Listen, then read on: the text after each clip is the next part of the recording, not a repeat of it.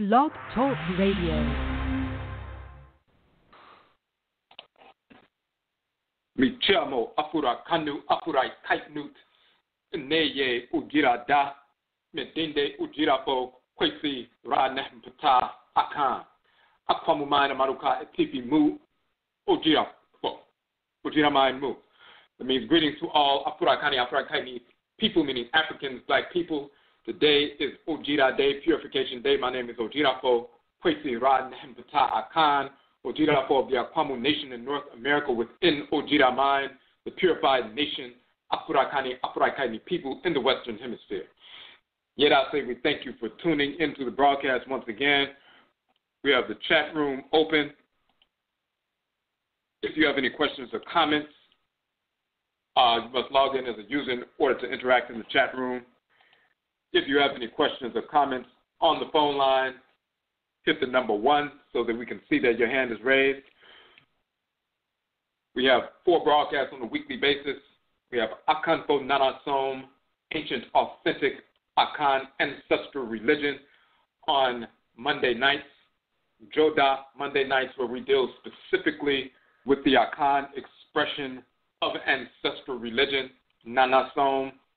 First and foremost, because we are Akan. Secondly, because of the misinformation which has been propagated and is being propagated regarding Akan religion, spirituality, Akan cosmology, Akan ritual practice and culture and so forth, not only from misinformed individuals in the Western Hemisphere, but also from infected individuals on the continent of Afuraikai, who have been infected with white pseudo-religion, white culture, and so forth.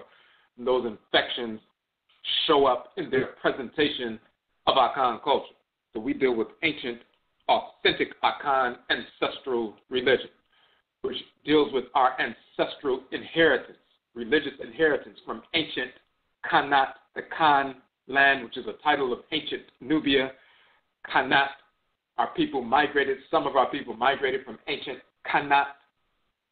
After the fall of Kemet and parts of northern Kanat a couple of thousand years ago, we migrated west to the western part of the continent. Afuraikai, Africa reestablished the Kanat Empire, which is the Ghana Empire.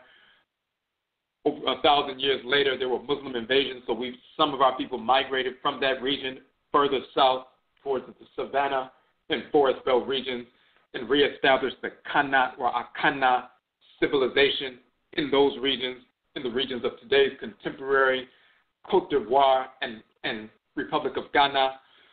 Hundreds of years later, some of our people were taken from those regions and forced into North, Central, South America, the Caribbean, and Europe during the Musuo Kessier, the Great Perversity, the enslavement era. So this is how some of our people ended up in the Western Hemisphere. We maintained our Akan ancestral religion, and thus the Akan religion in South America, for example, in Suriname is called Wingti, from the Akan term Quinti. The Akan tradition is called Obia in Jamaica, from the term Obia, Obeyi, and Obayi. In North America, the Akan religion is called Hoodoo, from the Akan term Undu, which means medicine from plants, roots, plant life. It also means to become heavy with the spirit, through spirit possession. And Kanche, conjure.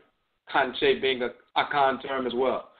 So we deal with ancient, authentic Akan ancestral religion on Joda Monday nights in its variegated expressions. On Wednesday night, Awukuda, Akwada, we have Egua Marketplace, where we showcase Afuraitkaitnit businesses, organizations, and institutions, those who are serving the Afuraitkaitnit or African black community in a positive capacity, and those who have maintained their ancestral religious values and that informs their service to the community. So we have showcased a number of businesses, organizations, and institutions, and we will have more coming on as we interview them and they share with us their journey as well as their service to the community. We also talk about the philosophical foundation of economic development rooted in our ancestral religious values. We have published the Okom Economic Development Model, which you can download for free from our website, that publication. approaching economic development rooted in a holistic approach, which is our ancestral religious moral values that inform our approach to economic development. And within that process, we have our Starve the Beast and Feed the Pride operation, where we identify a business organization or institution on a weekly basis. We make an assessment with regard to the funds we would have potentially wasted with the whites and their offspring in the course of a week, and then we starve the beast and feed the pride. We redirect those funds away from the white business to the business organization or institution of the week for optimal capital infusion, so that that business can hire black people permanently within the business, expand their products and services to us, and serve us at a greater capacity. If we do not engage that process, then by default, we leave the billions of dollars in the hands of the whites and their offspring on a weekly basis. Over $20 billion on a weekly basis. We spend 95+% of that is being spent with our enemies, the whites and their offspring. We can redirect at least 10% of that, at least $2 billion of that, to black businesses, organizations, and institutions, and solve our unemployment problem immediately, and also begin to build capacity. So we deal with that on Eguada Marketplace Day, on Yauda, which is Thursday. Also, Yada Abada, Thursday night, we have Amain Sim, Affairs of the Nation, and we talk about specific issues that are confronting us as Afurakani, Afuraitkaitnit people in ODWIRA mind, the purified ODWIRA Omain nation, mine, west, land of the setting sun. That is our designation for Afurakani, Afuraitkaitnit people in the Western Hemisphere, the purified nation in the west, ODWIRA mind. We approach our issues from a Amaniye perspective, a nationist perspective. We deal with Afurakani, Afuraitkaitnit, or African black nationism, which is the purification of nationalism.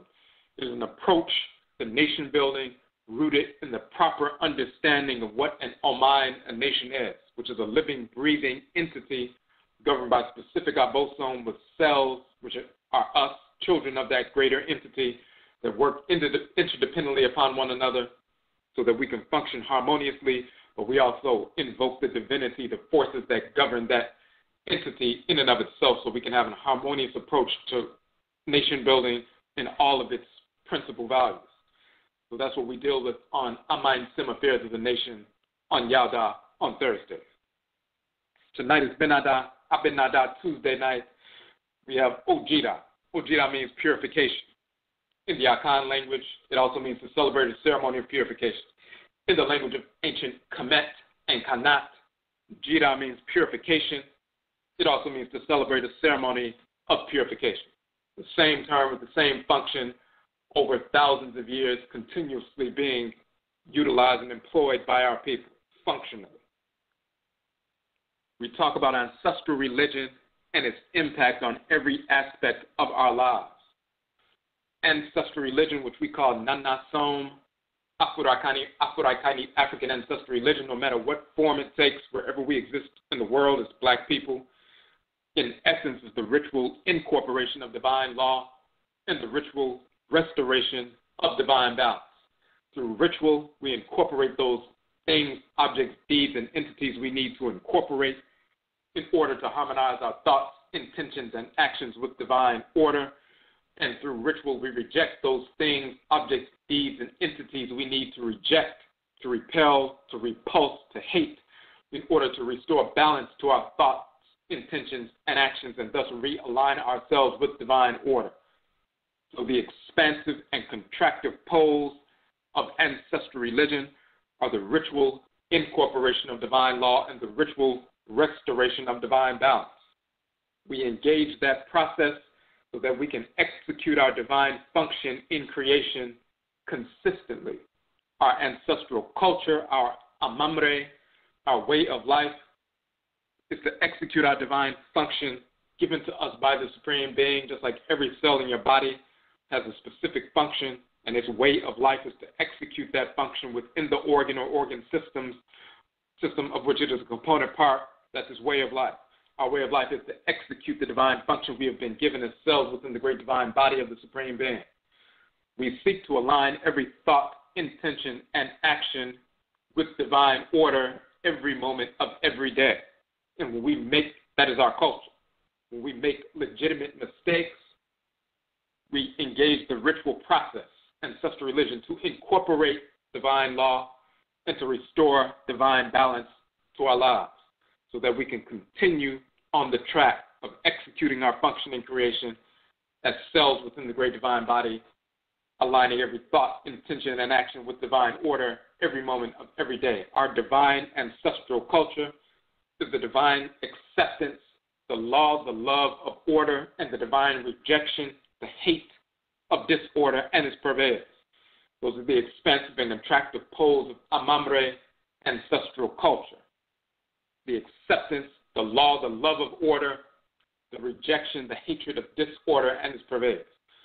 So we get to that point and we sustain that through the ritual incorporation of divine law, the ritual restoration of divine balance. This is how ancestral religion impacts every aspect of our lives, every moment of every day.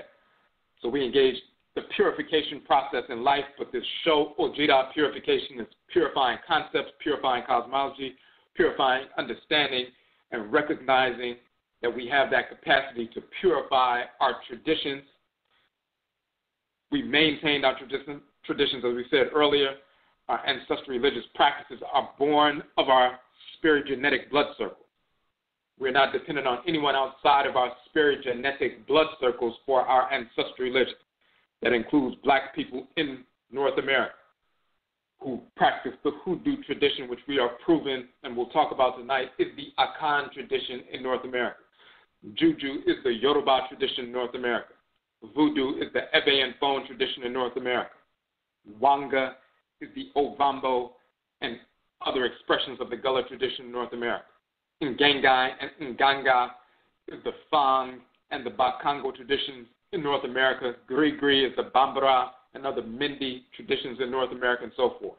So we have maintained our ancestral religious practices in our blood circles intergenerationally and transcarnationally.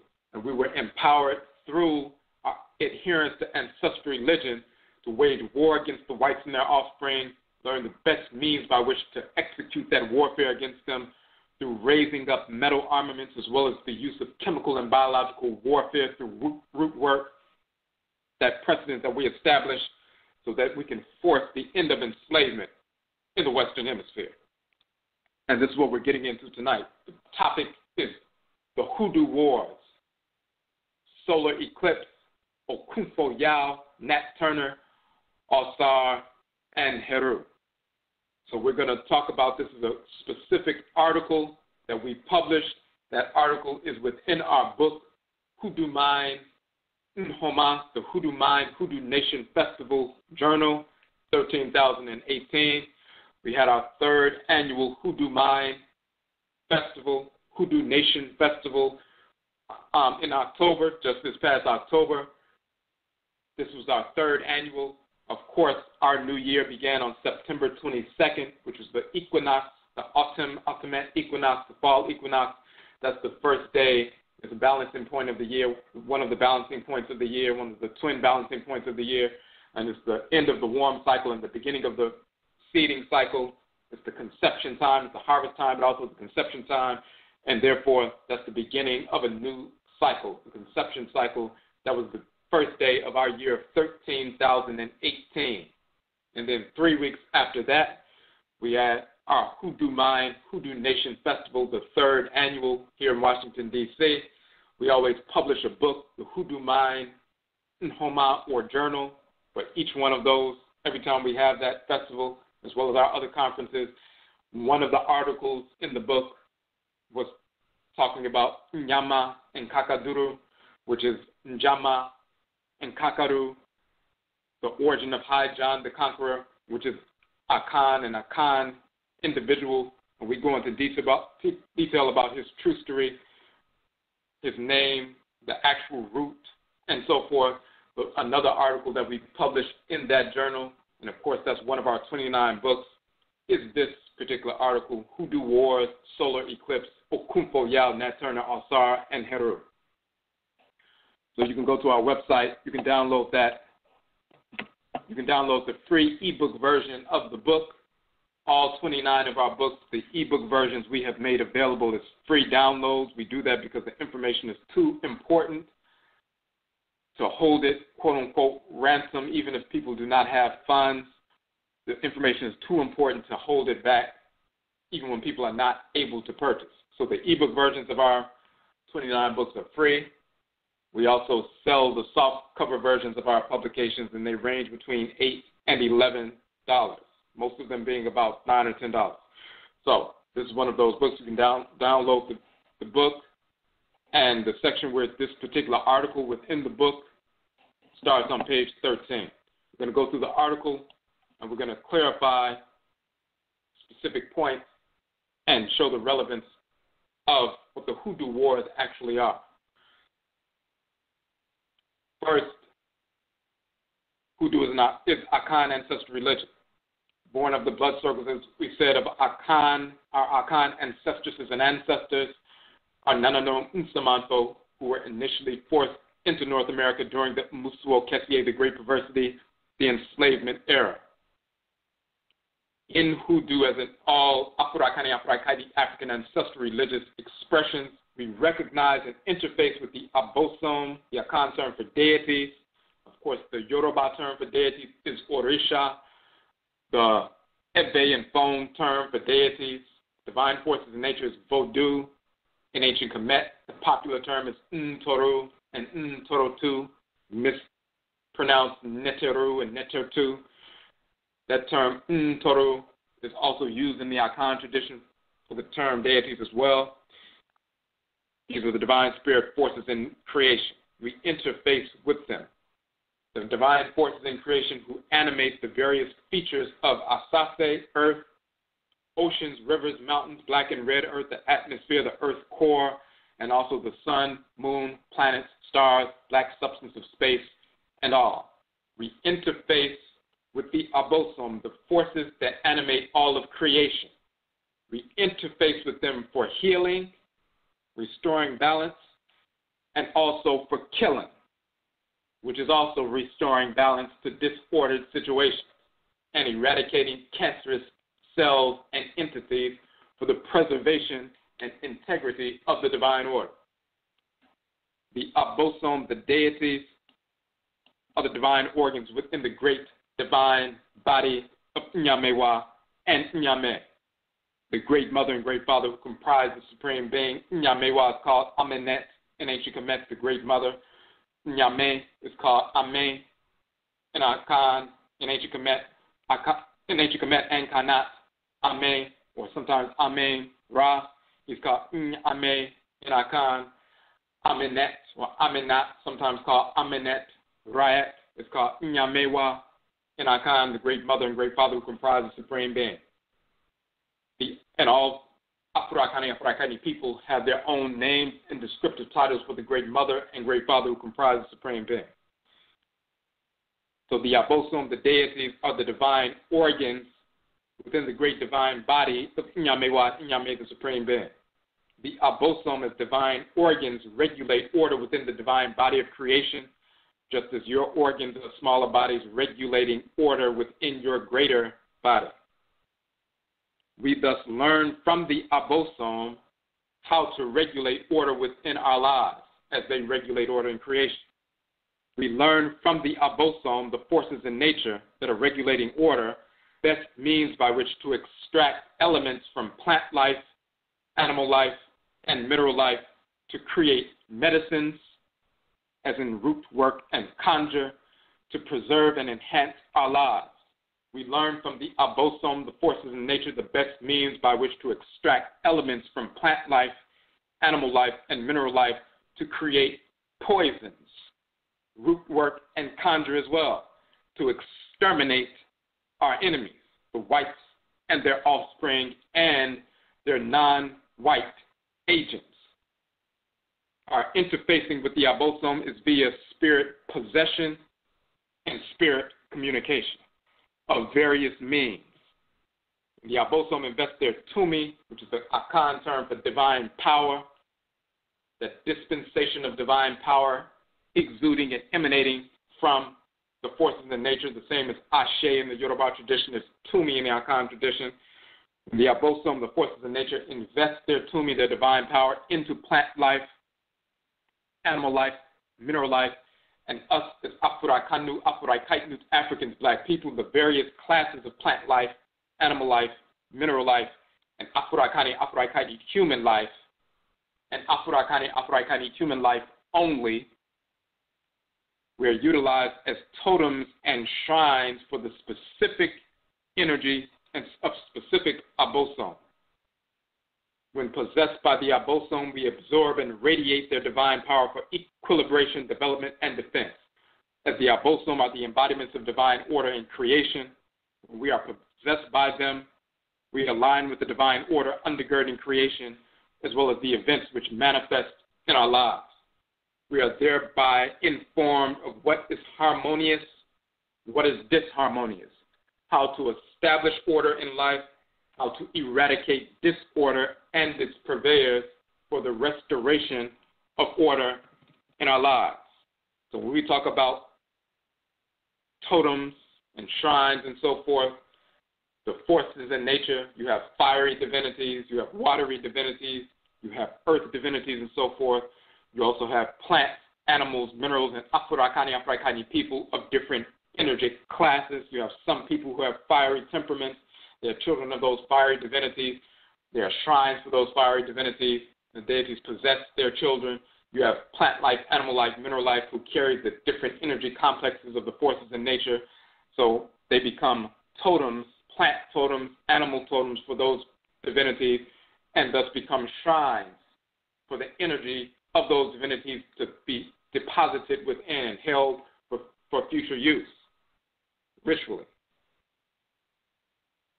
So we engage that process, and this is how we establish order in our lives and restore order in our lives. Now, mineral life not only includes the fertile earth mother, but also other planets, the moon, the sun, and all other stars, as all are born of the primordial Ka and Kayet, the male and female Abosom deities animating the black substance of space, which manifests and is popularly referenced as dark energy and dark matter. Our ancestresses and ancestors understood dark energy and dark matter tens of thousands of years ago, even though these terms are being popularized by astrophysicists and quantum physicists and so forth. Recently, we've understood dark energy and dark matter and described it as such thousands of years ago, tens of thousands of years ago, as we communicated with and continue to communicate with the Abosom, the deities who animate this black substance of space. Ka, the male divinity Ka, who is dark energy, and the female deity divinity Ka'et, who is dark matter.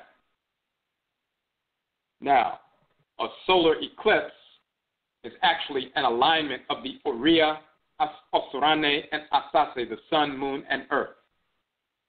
When the direct energy of the ODWIRA, the sun, envelops the Osorane, the moon, and Asase, the earth, during this brief alignment, darkness ensues, and there's a fusion of energy in a unique configuration within this celestial mineral life. That's why we talked about, of course, the black substance is that great source of the mineral life, which is planets, suns, moons, stars, and so forth. So, when that alignment occurs, darkness ensues, and there's a fusion of energy in a unique configuration within this celestial mineral life. Plant life is affected during this alignment of the solar eclipse. The birds and other animals respond, and Afurakani, Afuraitkaitnit, African black people are realigned physically and energetically during this alignment. The alignment of the sun, moon, and earth calls for an alignment of our individual and communal values, lives, and our condition.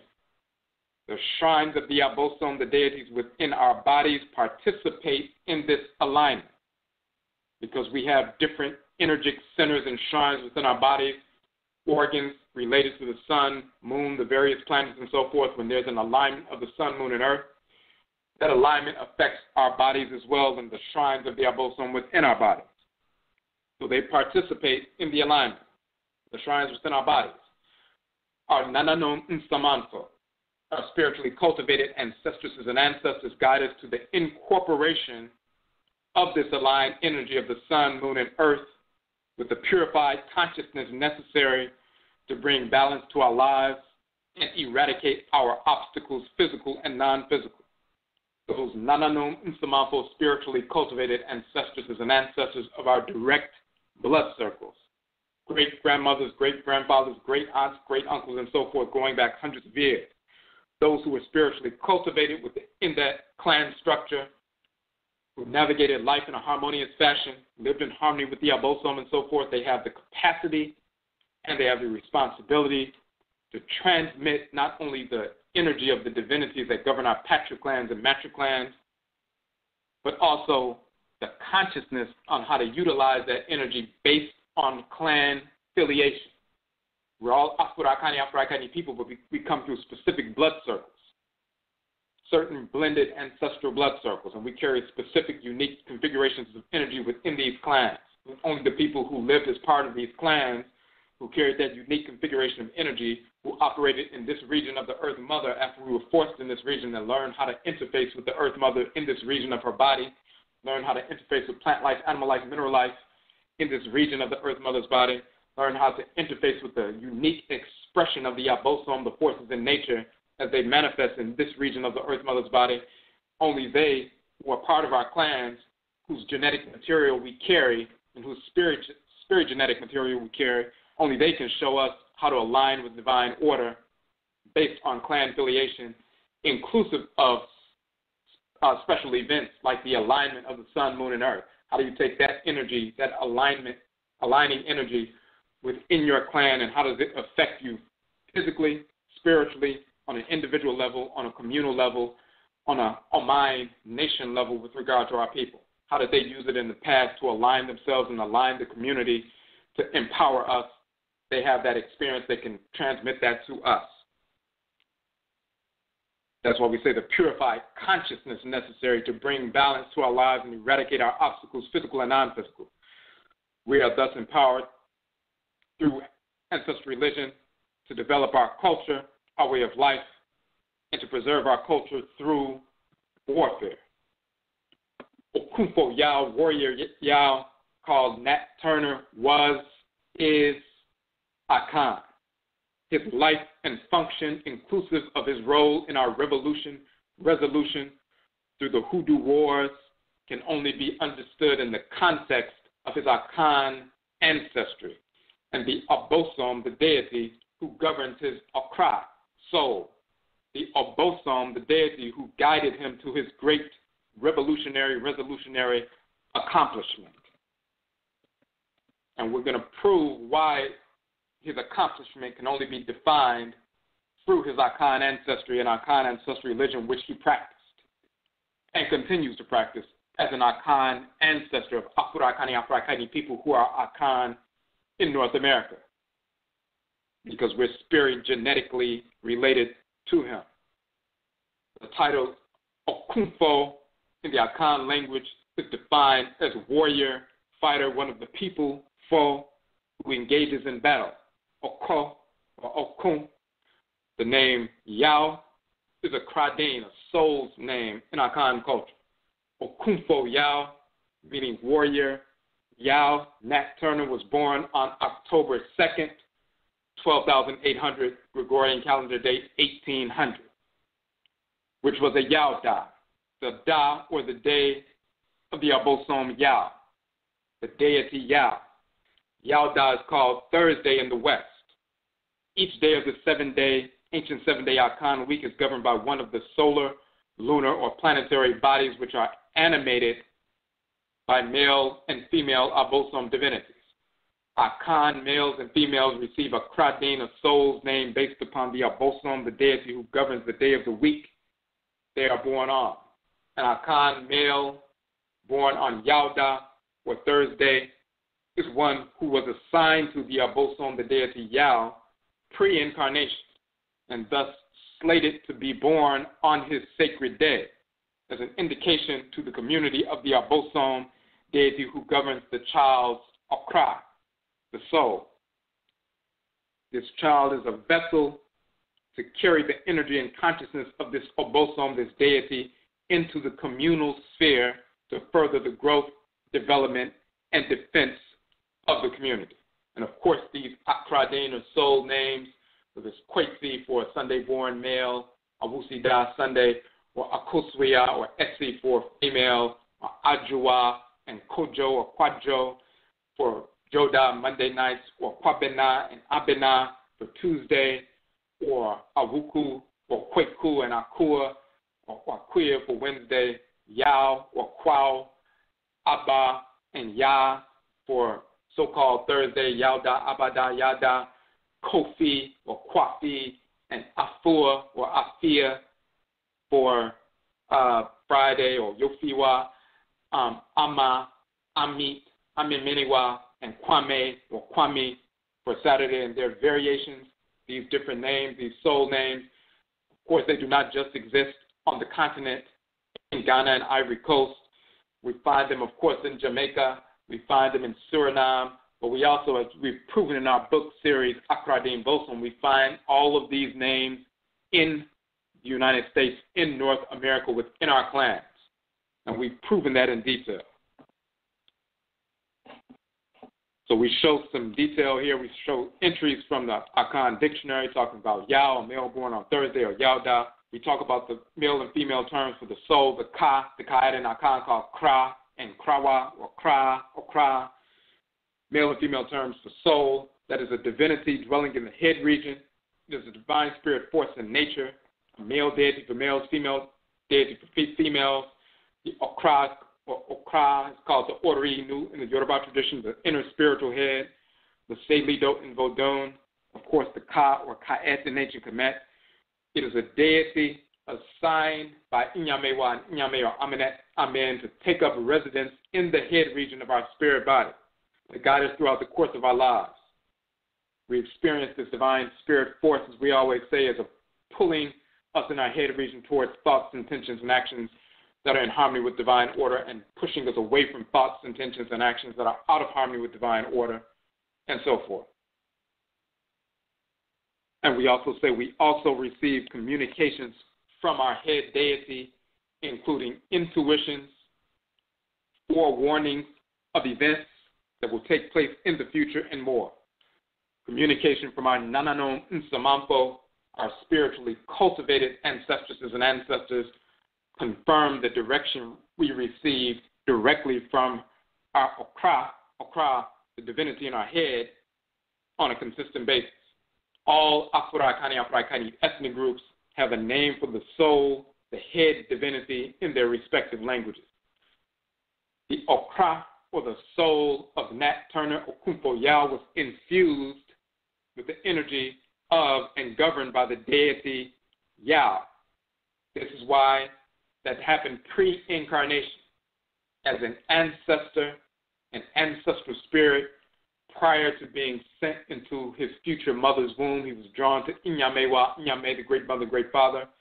The deity Yaw was directed by them to govern and infuse his Kra, his soul, with that Yaw energy, and that divinity Yaw, a child of the great divinity Yaw, took up residence in the head region of the spirit body of that ancestor. And now he is a spirit, a Sumsum, with a soul in the head region. Now he's a full entity. And as that ancestor was directed to go into a ancestral realm and eventually be drawn into a womb, he was slated to be born on the day of the divinity Yaw, who governs his Okra, governs his spiritual head. He was assigned to that divinity by the Supreme Being, the Great Mother and Father, pre-incarnation, so they make sure that the child is born on Yauda, Thursday, to indicate to the community who this child is and what kind of energy complex he carries. So because he was born on Yauda, it's an indication of what took place in the spirit realm pre-incarnation. He is therefore a Yaw. So, quote-unquote, Nat Turner, his Kra is governed by the divinity Yaw. His soul's name, his Kradin, is thus Yaw. We therefore refer to him and ritually evoke him by his Kradin, his soul's name, as opposed to the artificial European label of Nat Turner. We call him Okofo Yaw. In Akan, the term Yaw or Yaw means pain and also one who brings pain. It also means confrontational, warlike, aggressive, relentless, fierce. The Abosom Yaw is the patron of Bosom, deity of kings and rulers. He relentlessly challenges disorder and its purveyors for the preservation of the Omai, the nation. He is the warrior king. His other major title in Akan is Soro, which means he who is above, he who is in the sky, chief king, his highness, and so forth, the owner of thunder and lightning. So we show some entries from the Akan dictionary, Asante Santi dictionary. Yaw, in general meaning wild and fierce. Yaw, to abuse, chide, scold, upbraid, revile, insult, pain, to bring pain, and so forth. Then we also show the term Soro, the upper part or parts, the space or situation above. What is above? The upper world, upper regions, sky, heaven, above, on high, and so forth. And then Soro, Nyansorana, the sky, Abosom, divinity of thunder and lightning. The Abosom deity Yaw, whose major title is Soro in Akan, has the same titles in our ancestral language of Kanit and Kemet, Nubian Egypt. The term Yaw in the Medutu, the hieroglyphs and language of ancient Kemet, also means pain, one who brings pain or punishment. It is also a major title meaning fighter, combatant. So just like Yaw is the one who brings pain or punishment, fighter, warlike in Akan, the term Yaw in ancient Kemet means the same thing. We show the actual Medutu, the hieroglyphs for that. And then we show some linguistics and we show the vocalizations and so forth. Now, Yaw is a title of Heru. Of course, we talked about the Akan migrations. We mentioned that here in the article where we talk about the Akans migrating from ancient Kanit and Kemet to the western part of the continent, and eventually some of our people being enslaved and forced from there into North, Central, South America, the Caribbean, and Europe during the enslavement era. Musuo Kessier, the Great Perversity. Now, Yaw is a title of Heru, as we show in the Medusa. Heru, the son of Ausar and Heru. The name Yaw came to be pronounced Yaw and Yaw in Akan. Heru is pronounced Horu or Horo in the Coptic dialect. The Coptic dialect is the late period dialect of the language of ancient Kemet, the last survival of the expression of that language that came into use about 2,000 years ago. So Heru is pronounced Horu or Horo in the Coptic dialect. It is defined as he who is above, he who is in the sky, his highness. The name Horo in Coptic, of course, becomes Horus in Greek, but it comes from Horo in Coptic, came to be pronounced Horo and Shoro, and later Soro in Akan, which has the same meaning of he who is above, his highness, upper, and so forth. We show the Medutu for that. We show the connection between Horo and Shoro and Soro in Akan and ancient Kemet. Then we show a couple of titles of the divinity. Heru, Yaw, Sebao, Heru, Yaw, the fighter, the destroyer of rebels. And then Yaw, Heru, it says a god of Dendera, showing Dendera is a certain region of ancient Kemet, that's showing the name, the descriptive title of this divinity in that particular sanctuary. So Heru, Yaw, Sebao, Heru, the destroyer of the rebels, and Yaw, Heru. In ancient Kemet, that Heru, Yaw, as well as Yaw, Heru. In Akan is Soro, Yaw, and Yaw, Soro in Akan. The same two titles, meaning the destroyer of the rebels.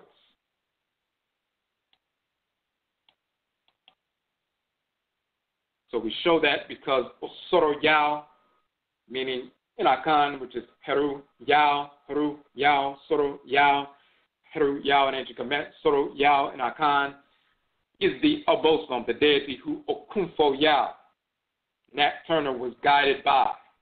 This is the Abosom who governs his Okra, his soul, the Abosom dwelling in his head region.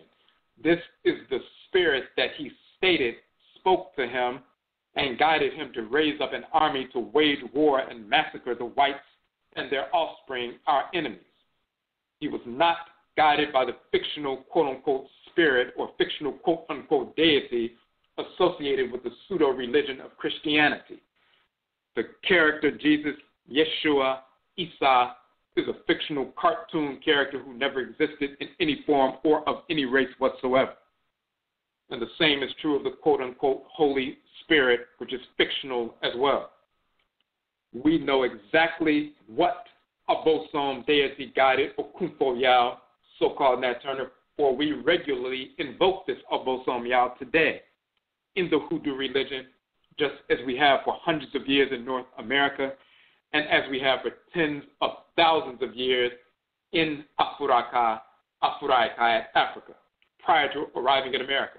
We also evoke and communicate with our Akan ancestor, Okofo Yaw, so-called Nat Turner, who is, and as an Akan, is related to us by blood. In our ancestral culture and cosmology in ancient Kanit and Kemet, we're going to get into the battle of Heru and Set. So the first critical piece is that Okofo Yaw, Nat Turner, was born on a Yaw day, Thursday. He was born under the governance of the divinity Yah, who is called Horo, Osoro and Akan, Horo, or Heru in ancient Kemet, son of Ausar and Set, the patron divinity of kings, the warrior king who relentlessly challenges disorder. He is Heru, the slayer or destroyer of the rebels, the combatant, the fighter. We understand exactly who this divinity is because we communicate with this divinity on a regular basis. This deity is called Yaw in Akan. He's called Shango in the Yoruba tradition. He's called Hebioso in Vodun, and so forth. Every Afuraitkaitnit group has a descriptive title for this force in creation. And this is who guided Okofo Yaw from the time he was born, even pre-incarnation. Now, we're going to get into this notion of the battle of Heru and Set. In that battle of Heru and Set gouged out Heru's eye. Tahuti, the male Abosom, divinity of divine wisdom, as well as Het Heru, the female Abosom of fertility, reproduction, procreative activity, and beauty, worked to heal the eye of Heru. The eye of Heru became a talisman of healing and protection from that point forward. So we show an eye of Heru flanked by Nekabet and Wachet and so forth. We show that imagery. In the Shabaka text, the so-called theology of Min-Nefer, Heru, Set, and Nebuchadnezzar worked to resurrect Ausar. We'll show how it all ties in with the function and role and resolution of Okofo Yaw. In the Shabaka text, it states, the great throne that gives joy to the heart of the Ntorotu, the deities in the house of Ptah, is the granary of Tatenin, the mistress of all life, through which the sustenance of the two lands is provided, owing to the fact that Ausar was drowned in his water. Set and Nebuchadnezzar looked out, beheld him, and attended to him. Heru quickly commanded Set and Nebuchadnezzar to grasp Ausar and prevent his drowning or his submerging. They heeded in time and brought him to land. He entered the hidden portals in the glory of the Lords of eternity, in the steps of him who rises in the horizon on the waves of Ra, the great throne. He entered the palace and joined the deities of Tatenin, Ptah, the Lord of years. Thus Ausar came into the earth at the royal fortress to the north of the land to which he had come. His son Heru arose as king of Upper Kemet, arose as king of Lower Kemet in the embrace of his father Ausar and of the deities in front of him and behind him. Now, they're talking about the resurrection of Ausar before his mummified body, his body drowned in the water. They grasped him and raised him up, resurrected him. Of course, this time of the year deals with that, the resurrection or re-erection of the Jed pillar, which is a shrine of Ausar. When you see, for example, in the tomb of Seti in Abju, a so-called Abydos, we've shown that image of them erecting the Jed pillar, which is the sanctuary of Ausar, and they dress the pillar, that sanctuary, that shrine, with cloth and so forth, and they give sacred offerings. This is where you get this notion, and this is happening around during the time of the Nain celebration, the winter solstice and so forth. This is where you get this notion of erecting the tree that has a star on top. It's that solar disk that you see on the top, within between the feathers of the crown of the Jed pillar. You see that star on top of the tree within the, leaves or the spine and so forth of the quote-unquote feathers of the tree. You see that star. You see the erection or resurrection of the Jed pillar. That's the resurrection of the quote-unquote Christmas tree that's dressed and so forth with garland.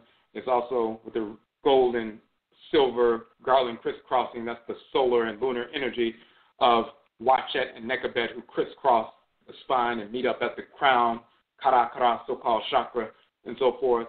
And the offerings that are given, the ritual offerings that are given to Ausar, who's taking up residence in the Jed pillar, is where you get this notion of the presence being placed at the bottom of the Christmas tree after the tree has been erected and dressed and so forth. That whole ritual is mimicry of a ritual practice, but it's meaningless in Christianity. You're not communicating with the deity, the divinity Ausar, and invoking that divinity, as well as invoking Heru and Auset and Nebethet and Tehuti and Het Heru and so forth, and Wachet and Nekabet and Tehuti. You're not invoking them when you're putting gifts on a Christmas tree. You're just engaged in stupidity, nonsense. So, but that's where it comes from. So they're talking about the resurrection of Ausar. This is from the Shabaka text. The specific mechanism by which Ausar is revived and resurrected, they talk about grasping him first, but then he's revivified. And then he enters into the portals and goes into the sky, takes up residence in the sky, operating through the constellation Sa, which the whites and offspring call Orion, and he connects, and they say he's operating alongside Ra, who utilizes the sun as a physical transmitter of his divine energy. And so does Ra, the creatress, and Ra, the creator. So, but the way after he's resurrected, like the Jed being resurrected, he's revivified as a spirit to operate as a divine force in creation. The specific mechanism by which Ausar is revivified and resurrected by Heru, Auset, and Nebethet is addressed in the earlier Meru or pyramid text, wherein Heru gives his father Ausar his eye. Ausar consumes, absorbs the eye of Heru. For the eye of Heru has the power to revivify the spirit energy of Ausar. Ausar is thereby resurrected and takes his place as the head of the Abosom, the deities in the spirit realm. So to go into detail about that, we show texts from the Meru, the pyramid text of Unas, Teti, and Pepi. This goes back over nearly 2,000 years before the Menefer text is published. We're going back to the 6th dynasty, 5th and 6th dynasty, and so forth, around 4,500 years ago for these texts.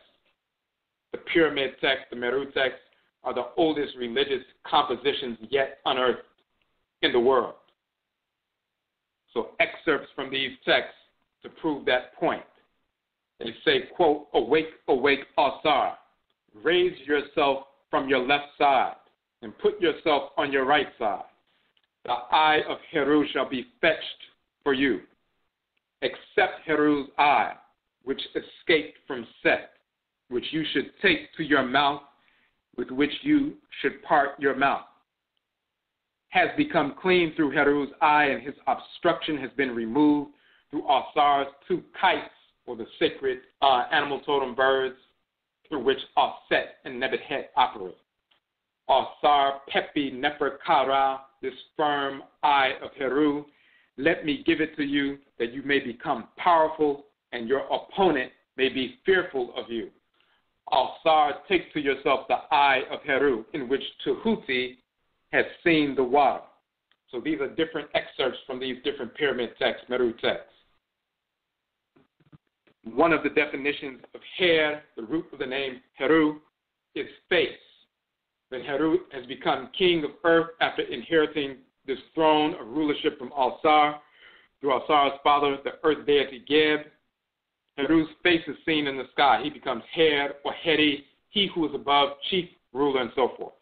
Heru's face is the face seen in the sky in the Medutu. We show the face, that famous face you see in the sky with the ears, the large ears, and so forth. It's called Her, which means face or visage. Her is the root of the term Heri, and root of the term Heru, chief, chieftain, master, governor, overseer, superior, he who has charge, he who is above. They show the plate of the sky. And then, of course, Heru is the sky divinity, Horu or Horu in Coptic and so forth. That's the upper part, the upper region, that which is above. Horu is called Soru in Akan, the space which is above, upper parts and so forth. And we show the entries from the hieroglyphic dictionary showing that, but then also the Akan dictionary showing the same word with the same meanings.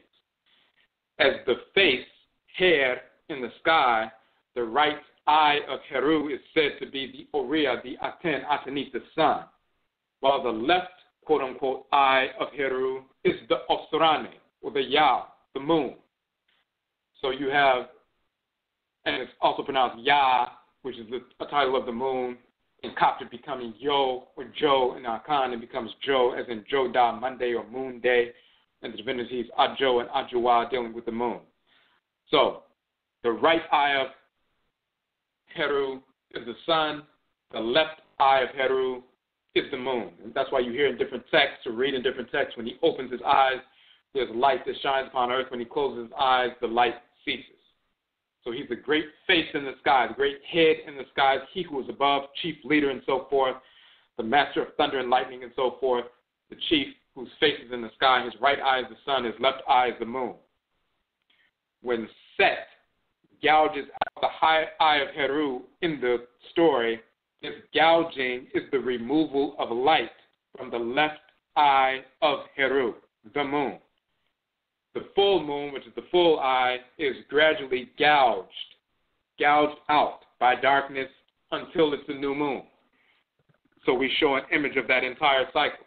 You have a full moon, then it's gouged day by day until it gets to a 3/4 moon, then it becomes a half moon, then it becomes a crescent moon, and then it becomes totally dark as a new moon. The light has been gouged out. That eye, that left eye of Heru has been gouged out, and it can no longer see. It's no longer releasing, illuminating light. It can't shine on earth at nighttime. It can't allow us to find our way through the darkness. But then eventually the crescent shows up again, the crescent of light. Then you get to a fuller crescent, then a half moon, then a 3/4 moon, and then a full moon. Once again, the eye has been restored. It went from darkness to full light. The eye of Heru was thus used to calculate fractions in the mathematical system of ancient Kemet. And you'll see that in the mathematical papyri of ancient Kemet. They utilize the eye of Heru for fractions because the moon, the left eye of Heru, demonstrates those fractions on a consistent basis every 29.3 days. The restoration of the full eye referenced that which is whole or sound. Once that full moon returns, then it's whole, it's sound. The term uchat is thus a term for eye and also the term for sound, healthy, and strong. The major term for eye is any in ancient Kemet, and just as the term for eye in Akan is any, meaning eye, but then there's another term for eye, which is uchat, which means the full, strong eye, and that's why uchat also means sound, healthy, and strong. And we show the medut for that. It shows the eye to be healthy, to be sound, to be safe, to be strong, to be set in a fitting order or condition, safe, sound, whole, intact, healthy, strong, flourishing, and so forth. And then Uchat is therefore called the left eye of the divinity, and so forth. When Ra is first manifesting as ruler at the creation of the universe in Ra'at, Ra is the great face in the sky, his right eye is the sun, left eye is the moon. When Ra allows Ausar to be ruler and directs Ra to be ruler and Auset to be ruler, the right eye is the sun, left eye is the moon. When Ausar is killed and so forth, and Heru rises up to become ruler, his right eye is the sun, left eye is the moon.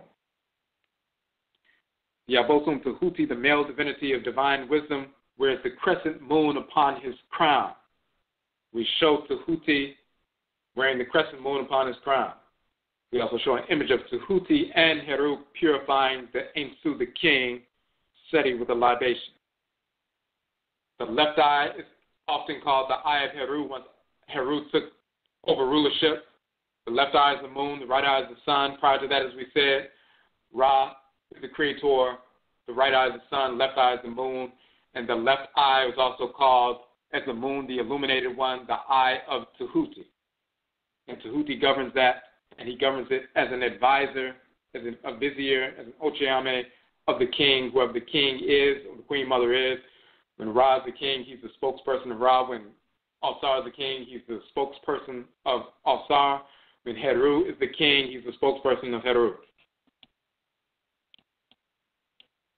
So we show Ra and Ra'at, the creator and creatress of the universe, often erroneously called the sun god and sun goddess. In reality, the sun called the Aten Atenit, or Ria in Akan. Ra and Ra'at created the sun and other stars. At the dawn of creation, Ra is shown to be the ruler of the newly created world, his two eyes are the sun and moon. The moon reflects the light of the sun when the world, and therefore when we are in darkness. The left eye of Ra, the moon, is governed by Tehuti. The moon is also called the eye of Tehuti for this reason. And then we show Tehuti receiving the left eye, the moon. He's sitting in his sacred bark. He has a crescent moon on his head, and the sacred baboon, his assistant, Aran, is handing him the left eye, which is the moon.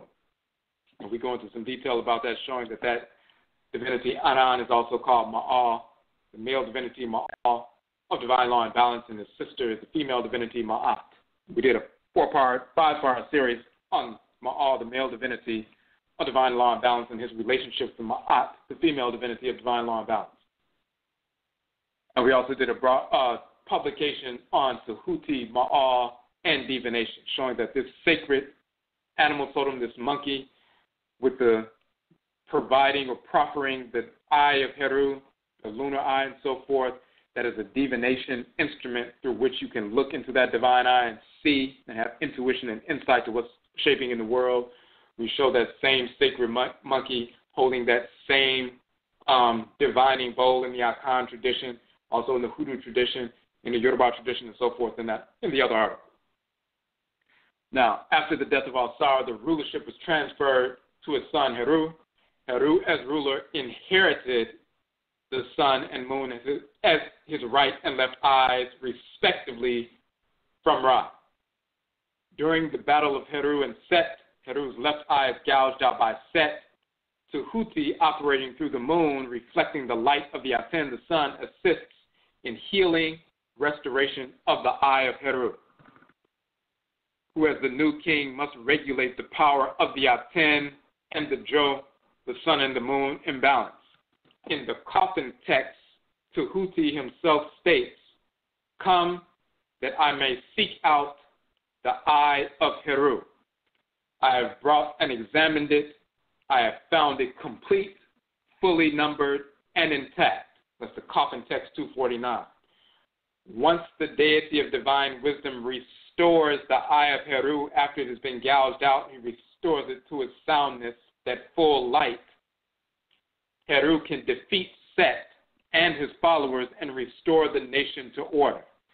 In this process, Heru gives his eye, his power, intuition, illumination, revivification to his father Ausar. After Heru defeats the rebels and so forth, restores the kingdom, the queendom, they resurrect Ausar. He gives that eye, that divine eye, the left eye, the sound eye, the healthy eye, the eye that's intact, that talisman of power that was received through Tahuti, originally from Ra, the creator and creatress. It therefore carries that illumination, just like the physical moon carries the illumination of the sun. The spiritual moon carries the illumination of the spiritual energy animating the sun, which is Ra and Ra'et. So it has that revivifying power. That eye or that moon, that Uchat, is given by Heru to his father Ausar so he can be revivified. His spiritual energy is restored. Now we show an image of Ausar. Here we say when Ausar operates in conjunction with Ra, he is called Ausar Ra. He animates the Aten, the sun. He is shown with the red sun disk between the horns on his crown, as we show in this image, replicating the red sun disk surmounted by the two serpents in between the two eyes above his shrine. So we show that there as well. The vulture, Abosom, the mother goddess Nekabet, stands behind for the protection of Ausar from the papyrus of Nebked. Then we also show another image of Ausar seated on his throne as the ruler of the spirit realm post-resurrection. Auset and Nebuchadnezzar stand behind Ausar. They assisted in his resurrection. Now, post-resurrection, he is reestablished on his throne. Auset and Nebuchadnezzar are there. The eye of Heru is carried in the body of the vulture, Abosom, the mother goddess Nekabet, for the protection of Ausar. This is from the papyrus of Hunefer. So two different papyri, the papyrus of Nebked and the papyrus of Hunefer. In the papyrus of Nebked, we see the eye of Heru above the throne. In the papyrus, and we see the female divinity Nekabet, the vulture divinity, protecting Ausar as king. Then in the papyrus of Hunefer, there's a variation on the same theme. He is seated on his throne once again. Instead of Nekabet standing behind him with her outstretched wings as the mother vulture, the great mother vulture protecting him behind him. In the papyrus of Hunefer, she's flying above him with her outstretched wings, and she carries the eye of Heru in her body for the protection of Ausar. Then we show the next image, the great falcon Heru. Next to him is the great eye of Heru, and then next to him, the king in the form of Ausar on the throne. And what you're looking at is Heru operating through the core of the earth, the eye of Heru, the sound eye of Heru, which is the moon, and then Ausar, when he's operating in connection with Ra, is Ausar Ra, operating through the sun. He's Awusi and Akan, the divinity governing Sunday. People born on Sunday are named after him, Kwesi, which is Kwa Asiya, Kwa Si, Kwesi, Kwa Awusi, the child of that divinity, and so forth. So you see Heru, the eye of Heru, and Ausar.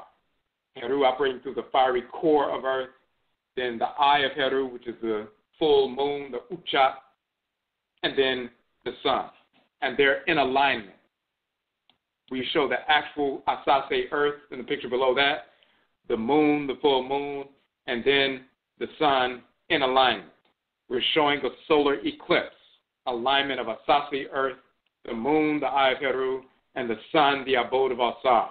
And above that, what we're showing is a picture of Heru and the eye of Heru and Ausar operating in harmony with Ra, meaning within the sun.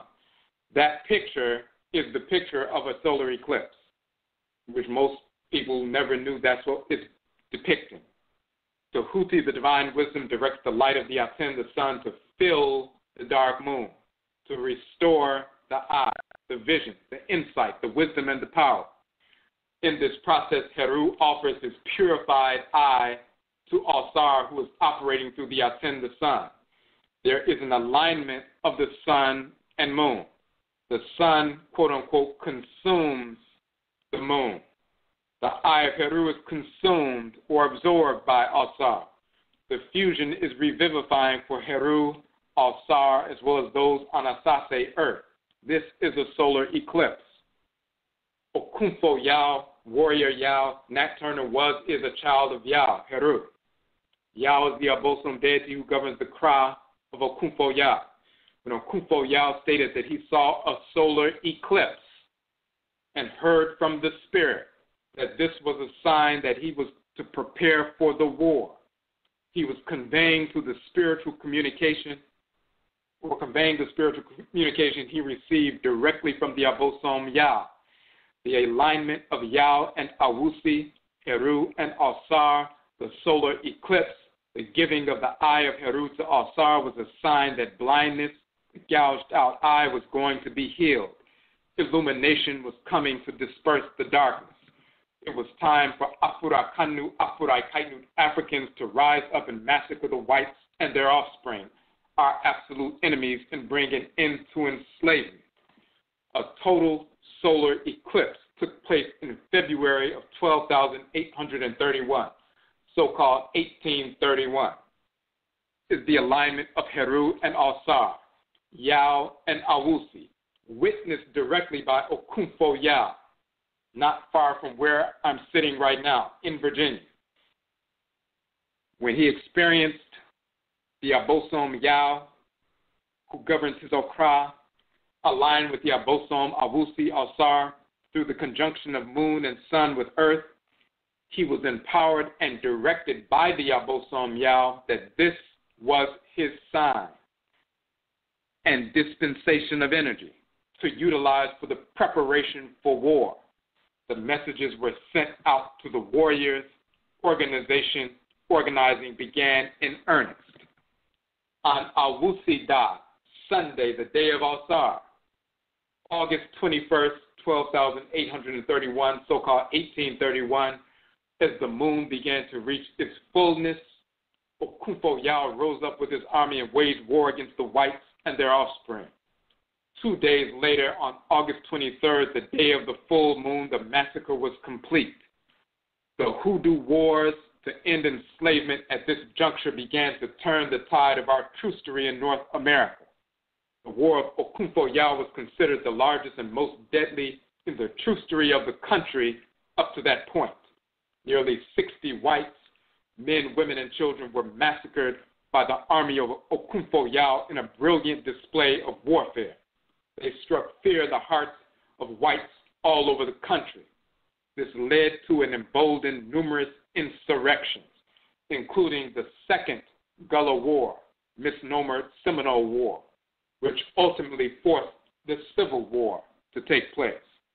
Thousands of our people took up arms as Maroons, as well as within the armies during the Civil War, for the sole purpose of massacring as many whites as they possibly could, and forcing the end of enslavement. That started on October 21st in 12,831 or 1831. On October 21st of 13,017, this past summer, the Eye of Heru was given to Ausar once again. This was an alignment of the sun and moon in the form of a solar eclipse on the August 21st anniversary of the Hoodoo War of Okofo Yaw. Once again, the alignment of Yaw and Awusi, Heru and Ausar, marks the turning point in the tide of our revolution resolution. Our communal black body, Ausar, has been revivified and our sight has been restored, Heru. We have the insight from divine wisdom, Tuhuti, to employ our ancestral religion and culture to complete the work of previous generations for our complete sovereignty and the complete eradication of our enemies. Through root work in Hoodoo, we established the precedent for chemical and biological warfare. Through invoking and being guided by the Sacramine Abosom, who is Obuequine, whose sacred animal totem is the wolf in Hoodoo, we established the precedent for lone wolf warfare against our enemies. Through invoking and being guided by the Abosom Obuadie and the Earth Mother Abosom, Asase Afua, and Asase Yaw in Hoodoo, we established the precedent for fashioning metal armaments for warfare.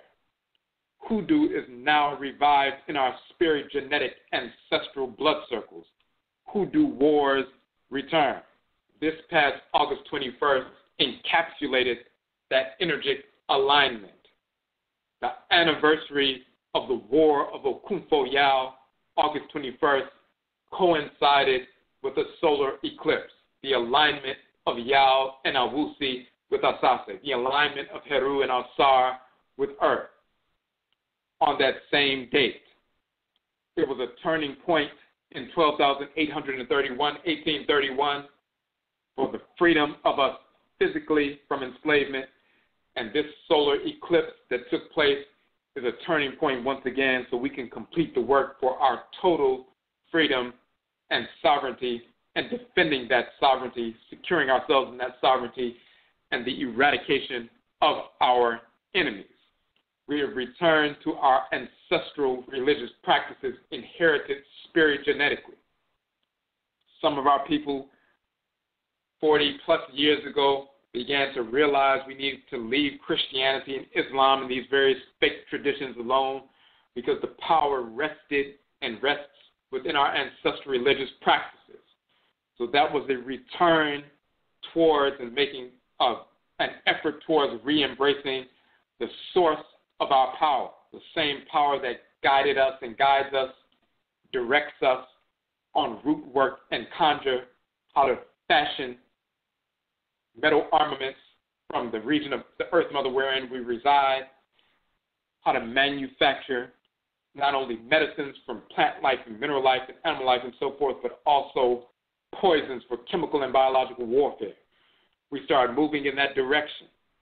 But because we were conditioned and still brainwashed to a certain extent with Christianity, Islam, and that messianic complex, we still believed that we needed to be saved. So some people were black nationalists, some people were Pan-Africanists, some people were engaged in revolutionary activities to a certain extent, but deep down inside our people still believed that we needed to be saved. We needed someone outside of us to come and save us, even though we were dressed in the trappings of revolution, dressed in the trappings of cultural groundedness and so forth, and Afrocentrism, these different things. We still had not eradicated that cancer that within us spiritually that made us believe that we were inferior and we needed an outside savior.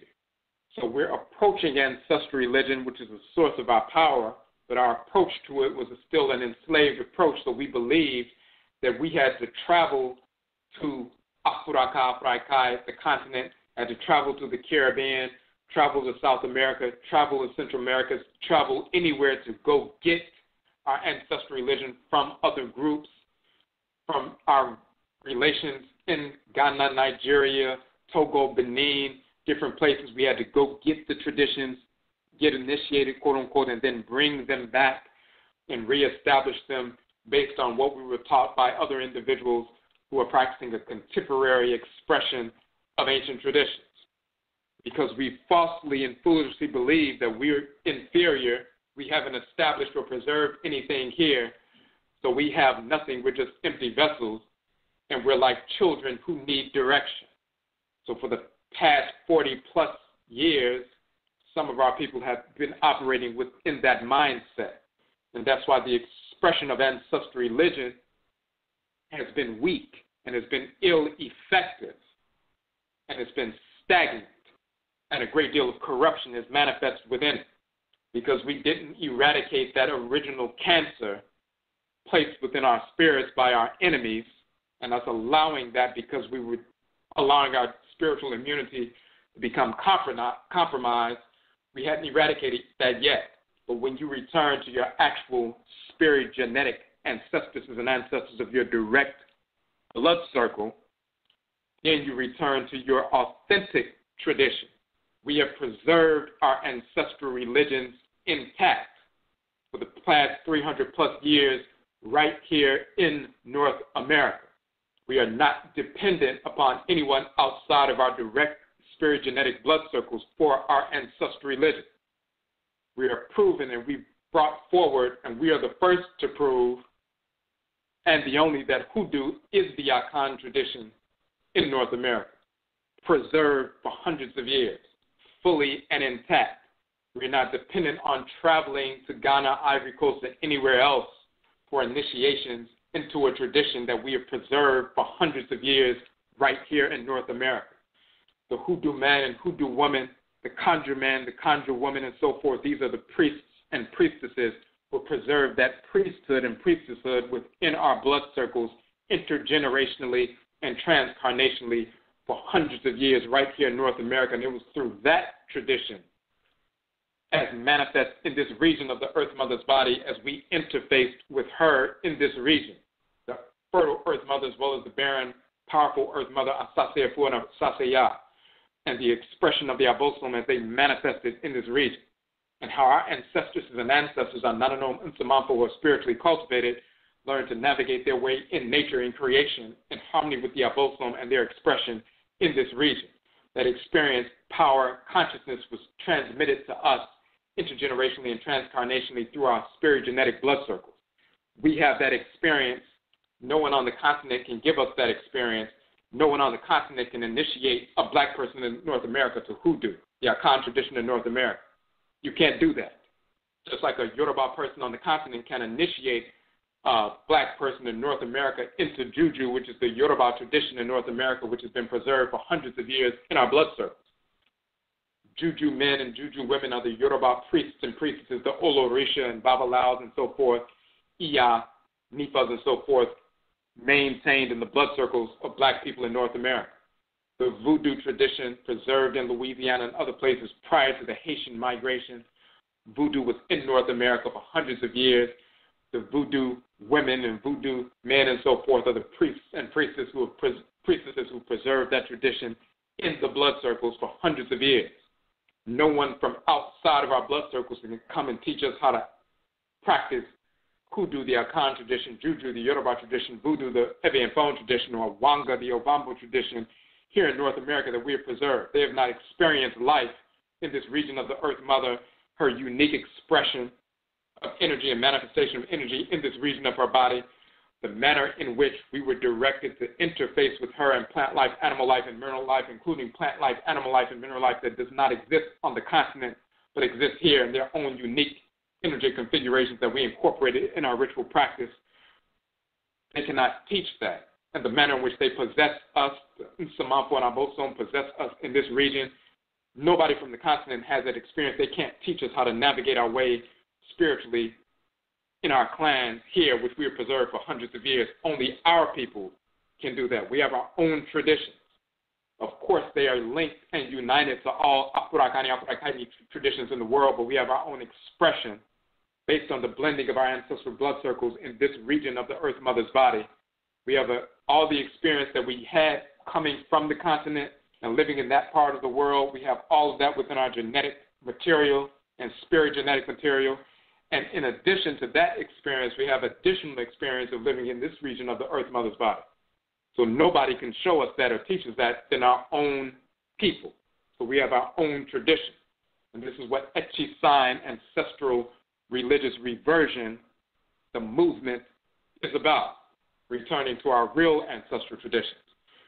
This is the difference between what our people have been doing for the past 40 years in North America, going back and forth to the continent of the Caribbean, trying to retrieve a tradition and neglecting the reality that we've had our own tradition, and you are not legitimized in ancestral religion until you operate within your own tradition. The best that you can receive from anyone on the continent or in the Caribbean and so forth, those are diplomatic relations. You can have diplomatic relations with your cousins on the continent, in the Caribbean, South America, and so forth. But with regard to being legitimized in a spiritual tradition, in a priesthood or priestesshood tradition, that can only happen within your clans, your spirit genetic clan, period. Anything else is just extra and supplemental. Any initiation from anywhere else in the world, on the continent or in the Caribbean, that's just supplemental and extra, but it's not central. You have to learn how to operate within your clan structure. which has been forged into a locative identity over the past 300 years here spirit genetically. The anniversary, August 21st, of the war, the Hoodoo War of Okofo Yaw, was marked this year by the fusion of Yaw and Awusida and Ausar, Heru, Ausar, and Earth. The solar eclipse, which was that sign which aligned Okofo Yaw back in 1831, to begin preparations for the greatest war at that time against the whites and their offspring in North America.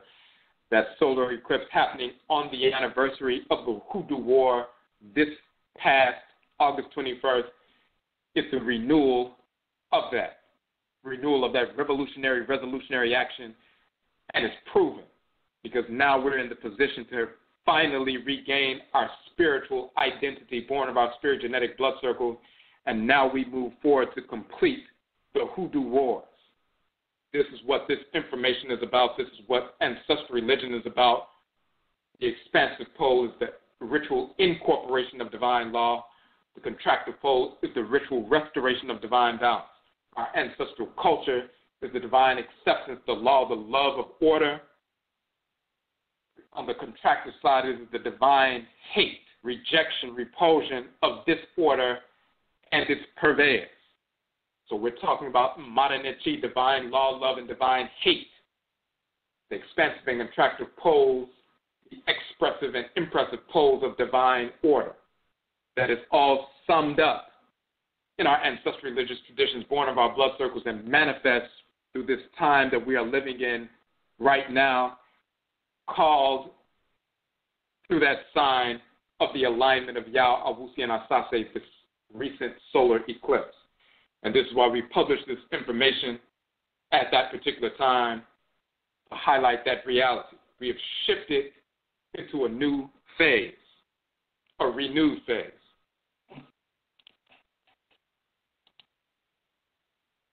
So now we want to go onto the phone line real quick. If you have any questions or comments, and we're not going to go too long tonight. We just wanted to go through that information in that document.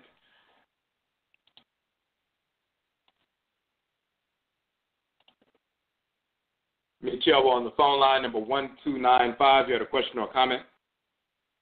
Number 1295 on the phone line.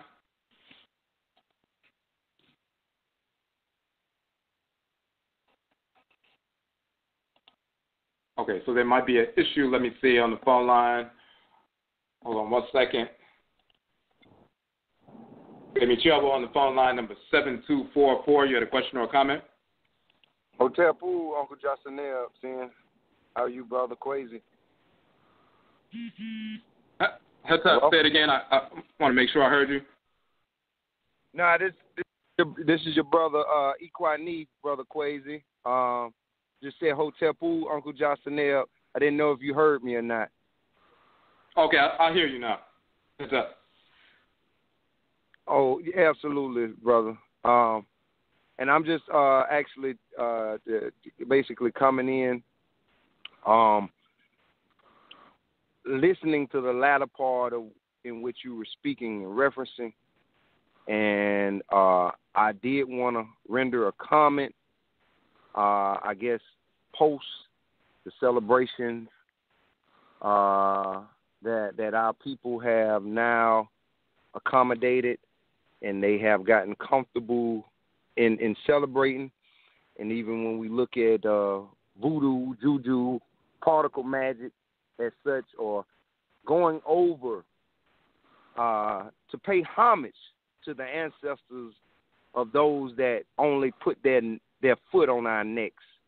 And we look and ask, why are we still doing this stuff in 2018 after these same people, i.e. Donald Trump, policing, all these major companies, they never show their appreciation for the people that have built this country and still support and sustain unconsciously this system. But we are the ones that excitingly go over and spend the majority of our resources, and our resources should equate to our life. You understand? Because a lot of us go out, work 40-hour weeks, give all of our life, our blood, sweat, and tears to get a check. And at the end of the day, you know, it is going to help build up European power. And my question, brother, is now that our people define, I'm going to say, their success via materialism, via an overwhelming amount of materialism, rather than being able to be thankful for even a little sometimes. That is not even the way of our people that come from the quote-unquote hood. We have some uppity Negroes even there. And while I'm looking at this ego battle, and one in which we're talking about Heru versus Set or Sutesh, in order to liberate his bloodline or his ancestors, which is Ausar. And my question to you, Brother Kwesi, because I know you're very knowledgeable as it relates to viewing and observing our situations and actually rendering the resolve from a traditional African standpoint.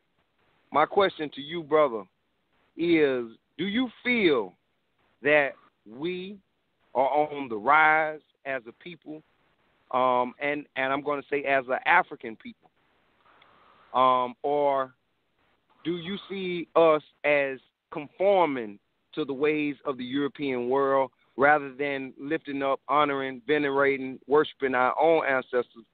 Do you see it as a place where we rather go out and venerate and lift up the ancestors of somebody that is not ours? And is there any success genuinely in that type of movement, brother?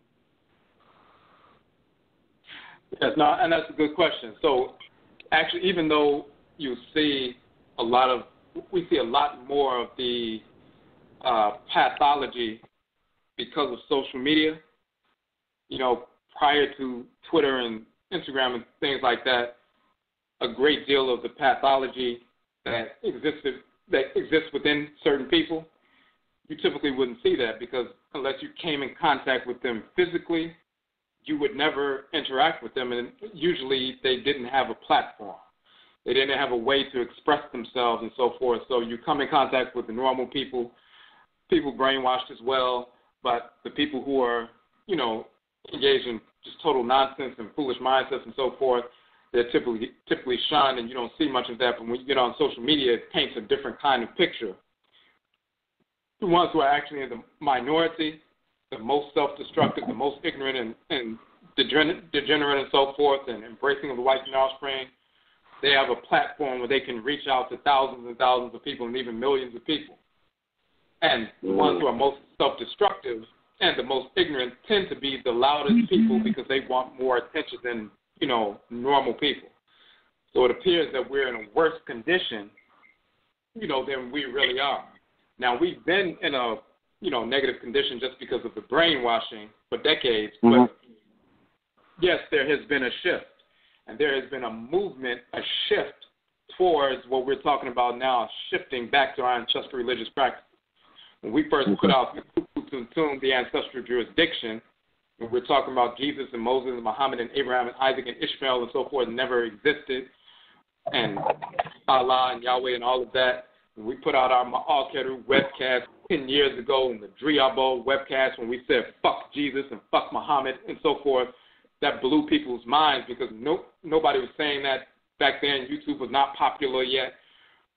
People were fearful, including black nationalists and so-called revolutionaries and Pan-Africanists and so forth, people who were calling themselves, you know, grounded.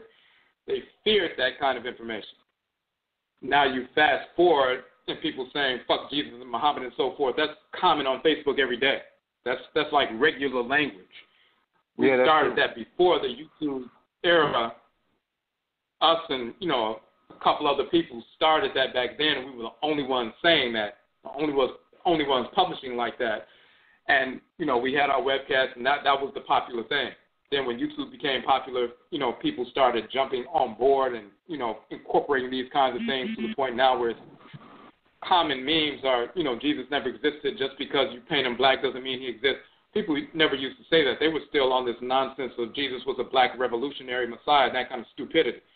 So, but it's been catching on. But the key is, even beyond the true historical information, the shift towards returning to our ancestral traditions born of our blood circles right here in North America that we've preserved, such as Hoodoo and Juju and Vodun and so forth, over the past few years, that there's been a shift back towards that.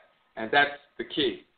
Some people, because of the work we're doing, some people instinctively being directed by their ancestors and ancestors in the same direction, and then we meet up, and they're very gratified to see that somebody else is on the same page. All over the country, we find that black people are returning to Hoodoo, they're returning to Juju, they're returning to Wanga, they're returning to the Gullah traditions. They're rejecting this notion that we have to go to Nigeria and Ghana, all these different places, and go up under the, direction of somebody else trying to find out how to practice their contemporary expression of the Yoruba tradition. That's not the ancient expression. It's the contemporary, recent expression of them where they are right now. They haven't practiced it exactly the same way for the past 1,000 years. And even 1,000 years ago, that was a contemporary expression because prior to that, they weren't in West Africa. They were in the Sudan, just like our Khan people in Ghana.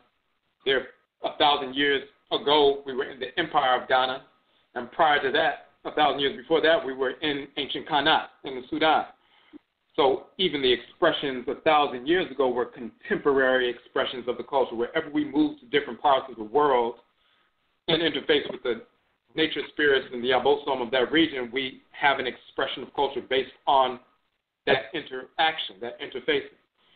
And our people are starting to come back to that reality, and they're rejecting that messianic complex and that notion that we need to be led by a messianic figure, whether it's an orator or whether it's a quote-unquote Baba or Iyo or Nana or priest or priestess that's outside of our direct blood circle that we're seeking to be led by. That's the major shift that's taking place, and that's the final piece of the puzzle. Because once we get back to that spirit genetic identity, then built on that is our national identity. And this is why we talk about ODWIRA, the purified nation. That proper understanding of your spirit genetic identity is the foundation for what your national identity is. We talk about nationism, which is a purification of nationalism. Pan-Africanists, black nationalists, and so forth, they still are operating on a messianic nationalist platform. The one person or the one group that's going to lead the people to the promised land and that kind of nonsense. Or you have to incorporate secular nationalism, socialism, atheism, some other, construct or trying to despiritualize ancestral or Afurakani, Afuraitkaitnit African social organizational structures to make them fit, and you're defanging them in reality because people still have a Eurocentric mindset and they fear ancestral religion. They think it's inferior or regressive or unnecessary and so forth. People with those mindsets are beginning to be shunned, and people who are embracing real ancestral religion are coming to the fore, and that's the shift that has never taken place since the time that we freed ourselves from enslavement. Our ancestors and ancestors did their job. They freed our people from physical enslavement. They were enslaved. They wanted to be free from enslavement, so they freed our people from enslavement through waging war, empowered and guided by ancestral religion. Then some of our people continued that practice, but some of our people wanted to embrace and integrate with the whites and our offspring over the past 100+ years, and we see that has not been working. Some of the people who wanted to break away from that mindset started moving towards nationalism, but it was still, held back by a latent messianic complex and so forth. But now that we've broken through that nonsense, we're back on track, and that's the shift that's taking place, and that's the movement. So it's developing. We've traveled around the country and so forth, and we've seen it firsthand wherever we have gone. That movement is surging. And people will begin to see, and they're starting to begin to see, even people outside of the truly cultural community are beginning to see there's a shift in that direction. So it's just a matter of time. And Brother Quasi, if I could, One last question, just to kind of tie in as we're having this integral conversation, and I do appreciate the means and the methodology that you utilize as it relates to liberating ourselves. And of course, some people may say it takes a lot longer, but definitely doing it from the inside out is a thing that I and my African family love to do. And all the times it isn't always pretty. Grooming yourself internally before we come out externally. And so therefore, that leads me to this question, because there is, like you say, a rise in those that are participating in African traditional cultures and things of that nature. There is also a rise in those that are, when they're setting up their shrines, they're setting up shrines not predicated to how they have been taught. They're kind of doing it the way they might have Buddha on it, and they may have something else, or even, you have some cases in which you have practitioners of some African cultures, and it seems like it is becoming to be popular. They are allowing Europeans to come in and take up priesthood because it pays. They're also offering extensive amounts of money trying to initiate people, and there have been people that are, initiating themselves and wanting to go back and trace their lineage, go back to the roots. But again, some of our African practitioners, they even are, I'm going to say, laced with the trickster there, and they actually fool their people. And they're, some of our people may be even leaving from African spirituality with a bad taste in their mouth, thinking that, we are supposed to be brothers and sisters, but then, they're left with this, or, that something may not be working as well. So my question to you is, how important would you say for those that are the Babas, that are the leaders, to maintain and hold the order of integrity as it relates to traditional African values and the things that allowed us to be successful? Because one thing, brother, like Ebos, there are a lot of people that don't even look at sacrifices as being important. They say, oh, that's old and that's ancient. You understand? And those are quote-unquote wearers and people that are promoting the African way of life. And, it seems like, after you go deeper and deeper to the threshold of things that were really organic to us inside, you got those black people that might be all pro-black and black power, but they like, nah, this spiritual stuff, this a little too much. Or, so my question is, even in that, is that just a formula that is making and maybe weeding out those that are weaker and maybe forcing us to bring out the stronger parts in this thing that we call a movement or a liberation?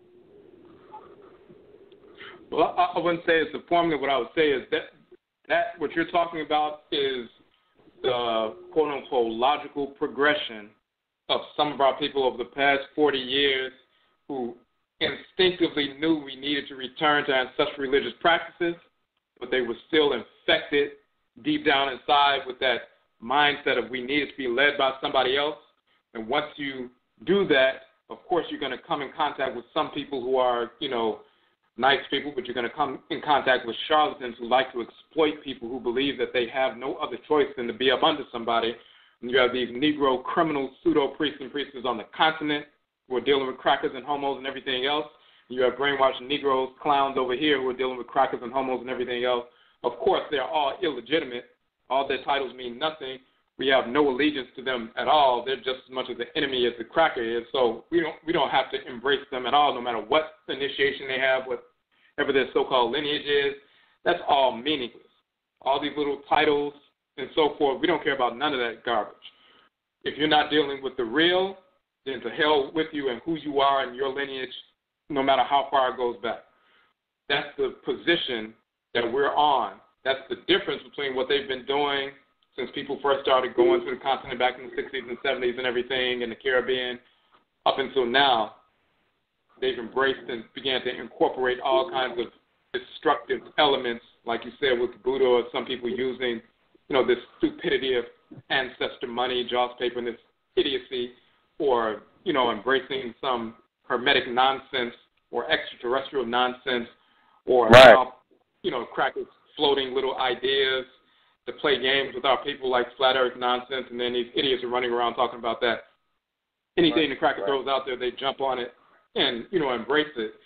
That's the logical progression of people who are still enslaved mentally, even though externally they promote themselves as grounded.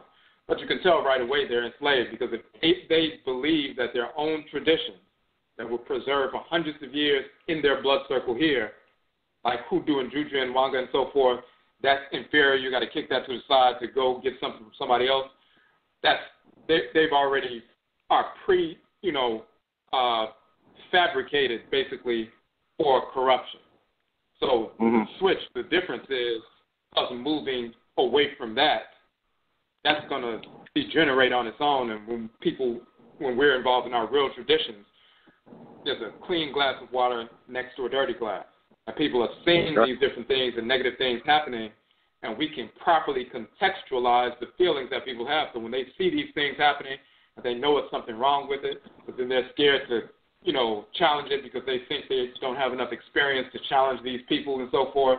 But then they come in contact with what we're doing, then they realize they were right all along, and they can eradicate that stupidity. They have no respect for these fools. They don't revere them any longer. They see them as no different than a heroin addict and so forth who's not trying to get any help. They're not even entertaining that nonsense. And we have no respect for these clowns out here. And we don't give them any respect. We don't defer to them at all. We do what we're doing. If you're not rolling with us, you get rolled over. But we don't care about what anybody else is doing. So a lot of our people are starting to take that position. And that's the shift that's taking place. So all the corruption, the work that we put out and different people are putting out, that's stomping that corruption. And it's going to be ground into like powder. So we're moving in that direction. Dua Natel saying, good brother, I greatly appreciate you, man. We thank you very much as it relates to being one of the ones that is on guard at the gate and maintaining the integrity. I love your Heru Behudet, fiery spirit, that will to not play, and that's something that we need, but definitely having the cool temperament in order to carry out your plan. I appreciate it. Me and my priest, Aunt Banu, we speak about your work. We have spoken about it before, so you do some good work as it relates to getting back to the things that are organic to us as an African. So I feel privileged for being able to sit at your feet and come and engage with you at your altar, at your shrine. And we look to support you. And hopefully one day, sometime soon, we can engage in those, celebrations, hopefully collectively, even though everybody has their different traditions or whatever. Hopefully there could be that one time where we're all able to, come together and, I'm going to say exchange with each other as our body does. As we look at, when you speak about the Obasum or the Netaru, they all are different components. But when we look at Ma'at, the importance of that character, they allow all these components to work together, for the sake of African integrity. So I thank you, brother. I thank you. Dua.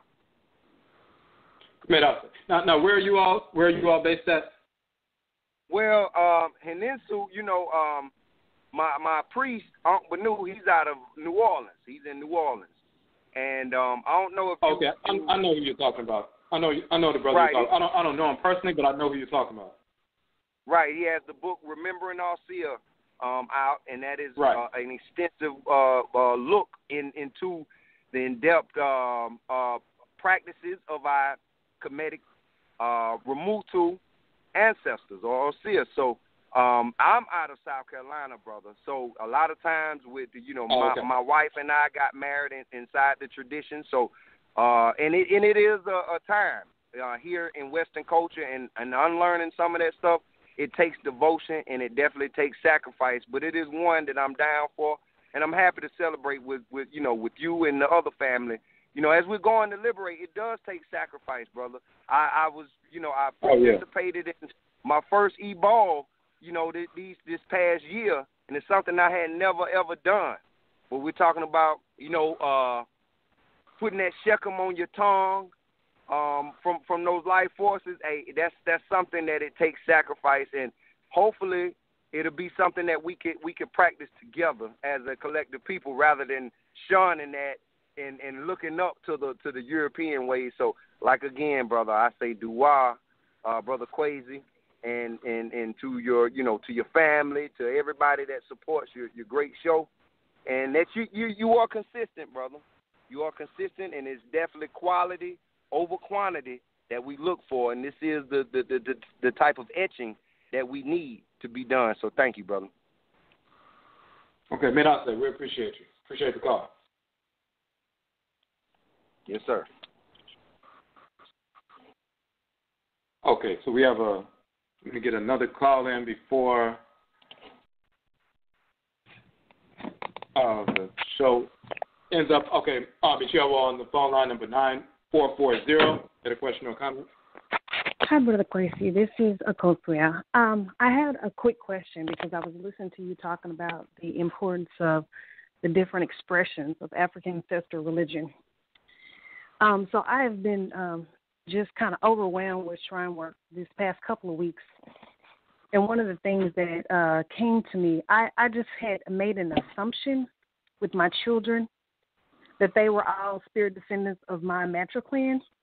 And with one of my children, I discovered recently that I was wrong. He's actually a spirit descendant of his father's line. He's Fawn. And my question is, what should I do? So I have 3 children.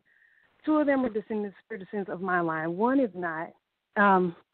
What does that look like as a single mother? I know traditionally, in the past, it'd be the mother and father, they'd be married, and he would be bringing his expression, she would be bringing her expression. That's not the case. We've been doing all of our prayers and tree and using the names from Hoodoo. I just want you to speak a little bit about what that looks like, because that can really happen in any family, even if both parents are present. But I'm just at a little bit of a loss of what that should look like. If you would just give me a little bit of insight there. Yeah, so, and like you said, it does end up looking like, so what the caller is talking about is you have children very often in a traditional setting. If you were living in a village and so forth, everybody is in the same ethnic group, then when you have children, typically your children, of course, are ancestresses and ancestors. You're all in the same village, all in the same country, all in the same ethnic group, and everybody who comes through is from that same ethnic group. Because of what has happened with us, we've been mixed in different ways in North America. So sometimes, we marry somebody, you may find that you're Akan, you may find the husband may find that they're, ancestrally Igbo or something like that. Then when you have children, some of them may be from one of your Akan ancestors or ancestors coming back. One of them may be an Igbo ancestor or ancestor that's drawn back. And they're in the same family. And it's really no different than if today, if someone on the continent, some Akan person in Ghana went on a business trip to Nigeria, met an Igbo person, they spent a lot of time together over the course of a year, and they decided to get married. It'd be the exact same thing. Some of the children may be Akan spirits, some may be Igbo, and like you said, the Igbo parent will introduce them to Igbo traditions.